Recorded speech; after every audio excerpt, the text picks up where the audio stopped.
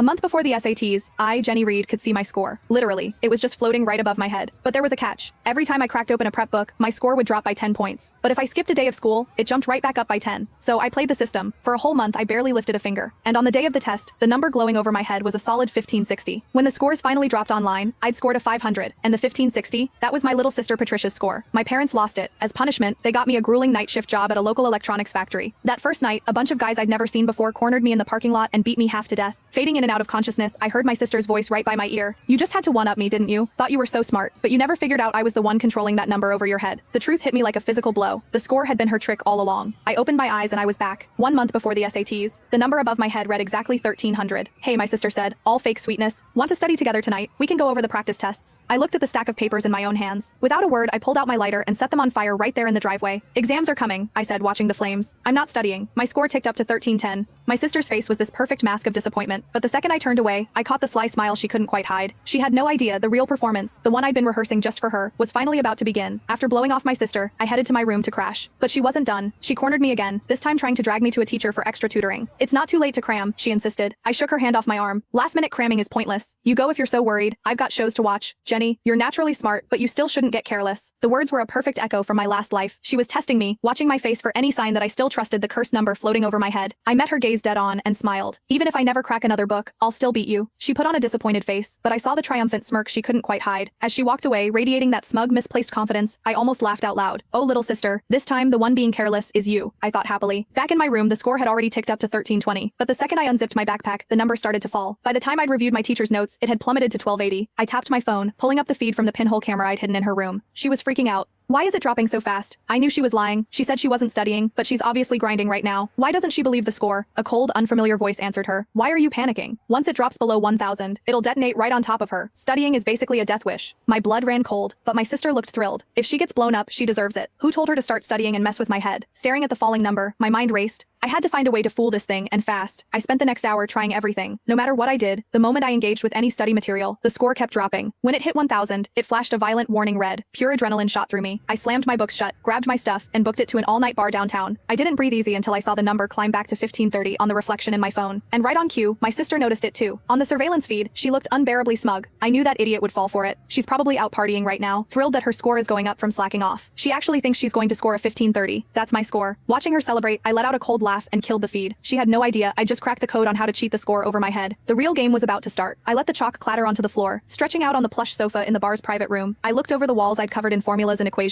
That's what I'd really been doing all night.